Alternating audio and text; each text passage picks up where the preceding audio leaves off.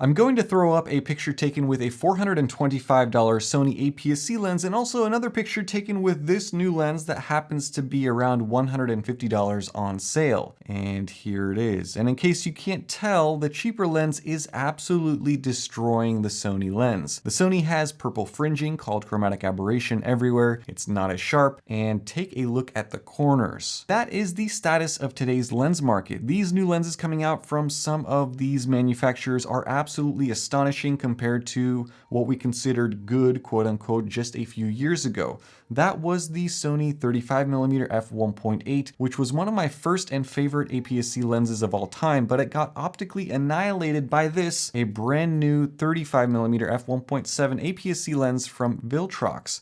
And in this video, we are checking this one out. And this is it. It looks nearly identical to the Viltrox 56mm f1.7, which, if you don't remember, even gave the Sigma 56mm f1.4 a run for its money. It's not as compact as the Sony 35mm, but it is close and certainly smaller than the Sigma 30mm f1.4 by comparison. The body is made out of plastic. It's a clean and simple look with no buttons or switches or aperture rings. The weight is a very modest 170 grams. Starting at the rear, there is a metal mount, electronics, a USB-C port for firmware updates, but no weather sealing. On the side, there are some lens specs, a Viltrox logo, and a manual focus ring, which is pretty smooth. It's a little cheap feeling, not rubberized, just kind of plasticky. However, it's not something that I used at all, as this lens has a very good STM stepper autofocus motor. Around the front, there is a quarter-sized front lens element with a bunch of text here, specs, image size, 52mm filter thread, and a minimum focus of 1.1 feet. This Viltrox comes with a plastic rose petal lens hood as well, which helps a little bit with lens flare. Inside there are 11 elements in 9 groups and a 9-bladed diaphragm. Now let's go back to the comparison of this Viltrox to the Sony 35mm. I bought this lens again, probably the 4th time now, just to compare it to this one in this video.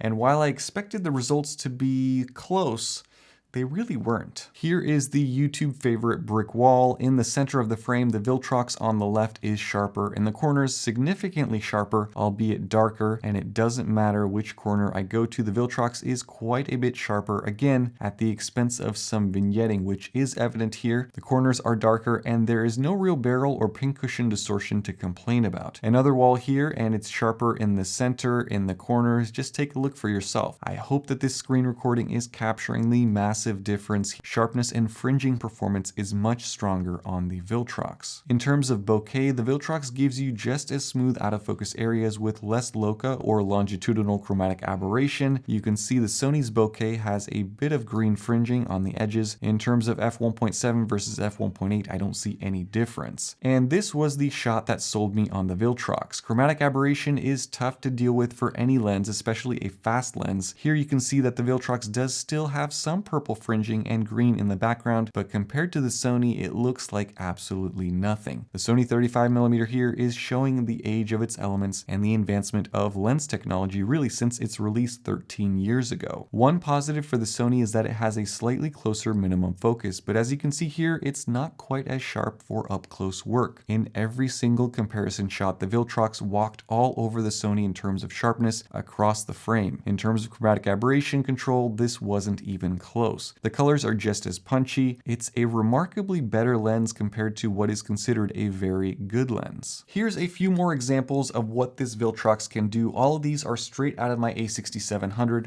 Ready, set, go.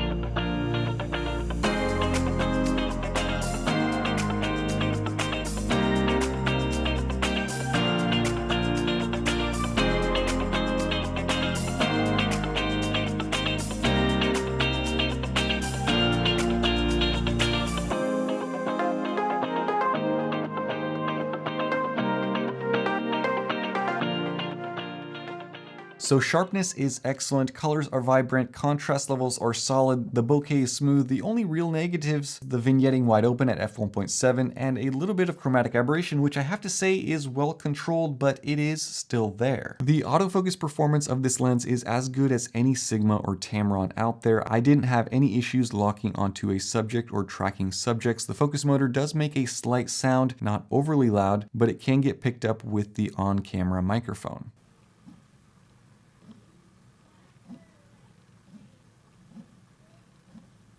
Focus breathing is well controlled, although when you switch it to manual focus, you do hear a slight whirring sound as the autofocus motor moves elements around. Again, these are minor things that even if my plan was to use this lens solely for video recording, it wouldn't be a concern for me. Ultimately, this is an exceptional 35mm lens for your APS-C camera, and when you factor in the price, that's where things get interesting, and that's why I'm so excited about new Viltrox releases. The retail price of this is $179 US. However, from today through the end of the month, so through December 30th, they are offering 15% off using the link down in the description and in the comments. So check that out. That saves you about $30 off of the price of this lens, brand new from Viltrox. Really, the only compromise if you were to look at this lens versus the Sony 35mm is that you are giving up optical stabilization, but the improved optical performance of this lens, for me at least, is significant enough to where it makes it worth it. And that is going to be it for this review. Let me know what you guys think down in the comments section below.